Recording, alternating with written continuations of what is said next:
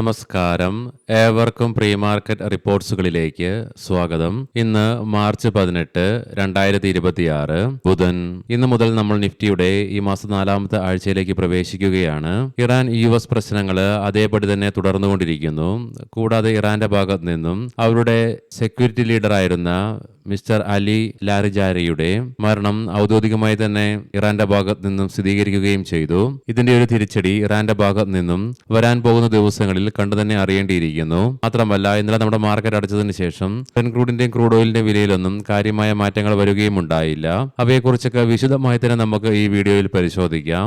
IT, FMCG മേഖലകൾ ഇന്നലെ Indian മാർക്കറ്റിനെ പിന്നോട്ട് വലിച്ചെങ്കിലും ബാങ്ക്സ്, ഓട്ടോ, മെറ്റൽ സ്റ്റോക്സുകൾക്ക് തുടരാനായ നേട്ടത്തിന്റെ ഫലമായിട്ട് ഇന്നലെ ഇന്ത്യൻ മാർക്കറ്റിനും അവയുടെ നേട്ടം തുടരുവാനായി. എങ്കിലും വിദേശ ധനകാര്യ സ്ഥാപനങ്ങൾ ഇന്ത്യൻ ക്യാഷ് മാർക്കറ്റിൽ 4721.22 കോടി രൂപയ്ക്ക് സെല്ലിംഗ് തുടരുകയാണ് ഉണ്ടായത്.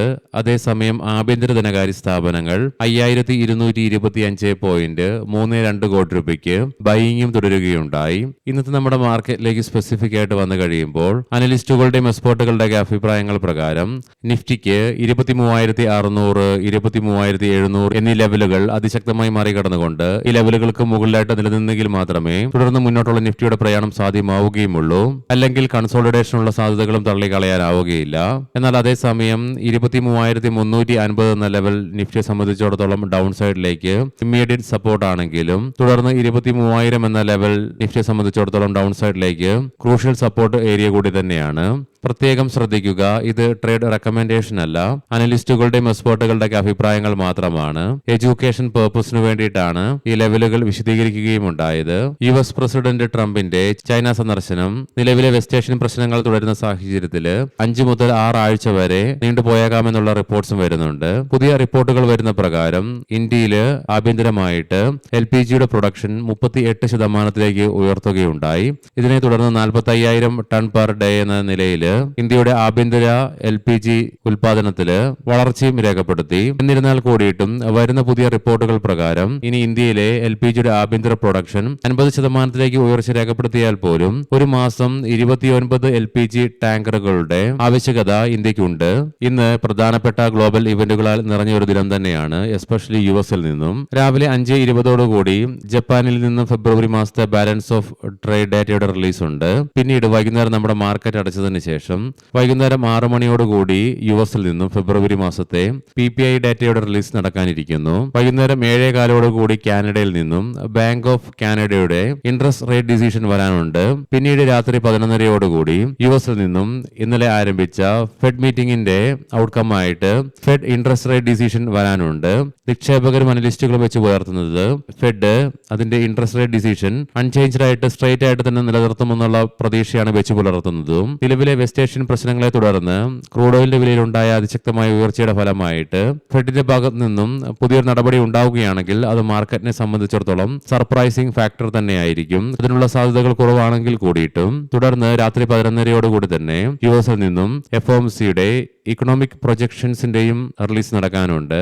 ഇനി നമുക്ക് ഗ്ലോബൽ മാർക്കറ്റുകൾ പരിശോധിക്കാം. ഇന്നലെ US മാർക്കറ്റിൽ ഫെഡ് പോളിസി മീറ്റിംഗ് ആരംഭിച്ചതിനെ തുടർന്ന് ഇന്ന് ഫെഡ് ഇൻട്രസ്റ്റ് റേറ്റ് ഡിസിഷൻ വരുന്നതിന് മുന്നോടിയായിട്ട് S&P 500-ന് 0.5%, നാസ്ഡാക്കിന് 0.5%-നടുത്തും നേട്ടത്തോടുകൂടി തന്നെ വ്യാപാരം അവസാനിപ്പിക്കുവാനുമായി. കൂടാതെ US-ലെ ഡോ ജോൺസ് ഫ്യൂച്ചറും 78 പോയിന്റുകളുടെ നേരിയ നേട്ടത്തിലാണ് വ്യാപാരം നടത്തിക്കൊണ്ടിരിക്കുന്നതും. യൂറോപ്യൻ മാർക്കറ്റ്സിൽ UK മാർക്കറ്റിന് 0.25%-ലേറെയും ഫ്രാൻസ് മാർക്കറ്റിന് 0.5%-നടുത്തും ജർമ്മൻ മാർക്കറ്റിന് 0.25%-നടുത്തും നേട്ടത്തോടുകൂടി തന്നെ വ്യാപാരം അവസാനിപ്പിക്കുവാനുമായി. നിലവിലെ ഗിഫ്റ്റ് നിഫ്റ്റിയുടെ ഇൻഡിക്കേഷൻ പ്രകാരം ഫ്ലാറ്റ് ആയിട്ടുള്ള ഒരു ഓപ്പണിംഗ് ആണ് ഇന്ന് നമ്മുടെ മാർക്കറ്റിൽ എക്സ്പെക്ട് ചെയ്യുവാനായിട്ട് സാധിക്കുക.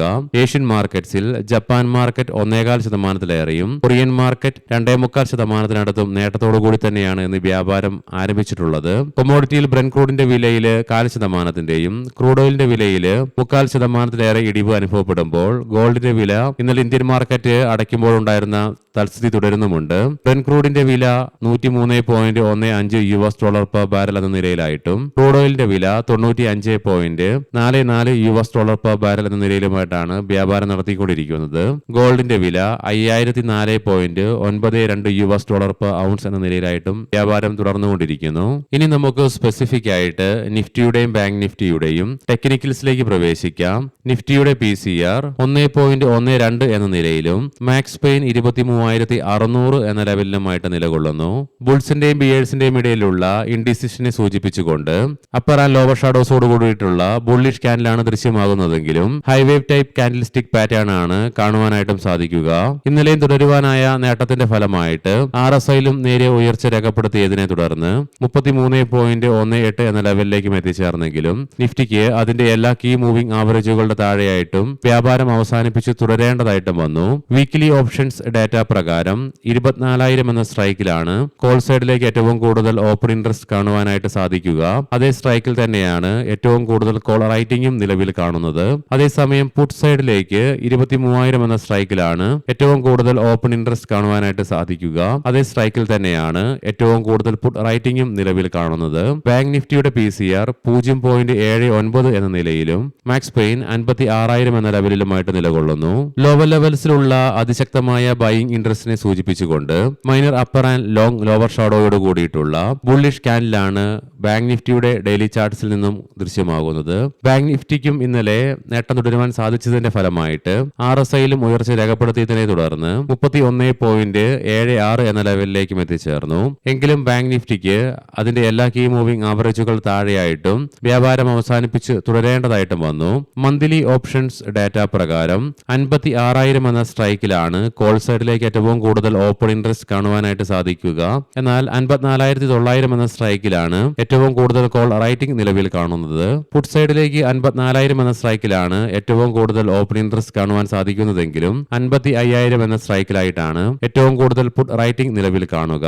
ഇനി നമുക്ക് ഇന്നത്തെ പ്രധാനപ്പെട്ട സ്റ്റോക്കിംഗ് ന്യൂസുകൾ പരിശോധിക്കാം. മുൻകൂട്ടി ഓർമ്മിപ്പിച്ചുകൊള്ളട്ടെ, ഇത് ഒരു ബൈ ഓർ സെൽ റെക്കമെൻഡേഷൻ അല്ല.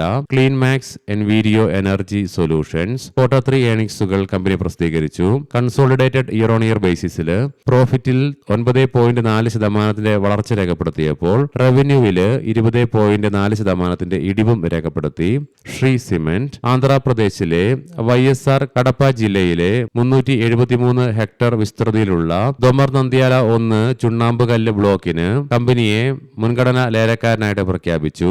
വരുൺ ബീവറേജസ് കമ്പനിയുടെ അനുബന്ധ സ്ഥാപനമായ ദി ബീവറേജ് കമ്പനി പ്രൊപ്രൈറ്ററി ദക്ഷിണാഫ്രിക്കയിലെ ക്ലിക്കറി ഡയറി പ്രൊപ്രൈറ്ററിയുടെ 100% വരുന്ന ഓഹരികൾ 131.4 കോടി രൂപയ്ക്ക് ഏറ്റെടുക്കുന്നതിനായിട്ടുള്ള കരാർ നടപ്പിലാക്കി. Swan defence and heavy industries കമ്പനിയുടെ പ്രൊമോട്ടറായ ഹേസൽ ഇൻഫ്ര മാർച്ച് 18-19 തീയതികളിലായിട്ട്, അതായത് ഇന്നും നാളെയുമായിട്ട് ഓഫർ ഫോർ സെയിലിലൂടെ 26.38 ലക്ഷം ഇക്വിറ്റി ഓഹരികൾ അഥവാ 5.01% വരുന്ന സ്റ്റേക്ക് 1,900 രൂപ പെർ ഷെയർ എന്ന ഫ്ലോർ പ്രൈസിൽ വിറ്റഴിക്കും. മഫാത്ത് ലാൽ ഇൻഡസ്ട്രീസ് സ്കൂൾ ബഹുജന വിദ്യാഭ്യാസ വകുപ്പിന് കീഴിൽ ഒഡീഷയിലെ 16 ജില്ലകളിലായി 500 റോബോട്ടിക് ലബോറട്ടറികൾ സ്ഥാപിക്കുന്നതിനായി ഒഡീഷ കമ്പ്യൂട്ടർ ആപ്ലിക്കേഷൻ സെന്ററിൽ നിന്ന് 114 കോടി രൂപയുടെ 5 വർഷത്തേക്കുള്ള ഓർഡർ കമ്പനിക്ക് ലഭിച്ചു. Hexaware Technologies enterprises AI agent പ്ലാറ്റ്ഫോമായ ഏജന്റ് വേഴ്സ് ആരംഭിച്ചു. സീഗൾ ഇന്ത്യ പഞ്ചാബ് ഇൻഫ്രാസ്ട്രക്ചർ ഡെവലപ്മെന്റിൽ നിന്നും 2 പദ്ധതികളിൽ നിന്നായിട്ട് 207 കോടി രൂപയുടെ ഓർഡർ കമ്പനിയുടെ അനുബന്ധ സ്ഥാപനമായ സീഗൾ ഇൻഫ്രാ പ്രൊജക്ട്സിന് ലഭിക്കുകയുണ്ടായി. ഏവർക്കും നല്ല ഒരു ട്രേഡിംഗ് ദിനം ആശംസിക്കുന്നു. വൈകുന്നേരം പോസ്റ്റ് മാർക്കറ്റ് റിപ്പോർട്ട്സുമായി കണ്ടുമുട്ടാം. നന്ദി, നമസ്കാരം.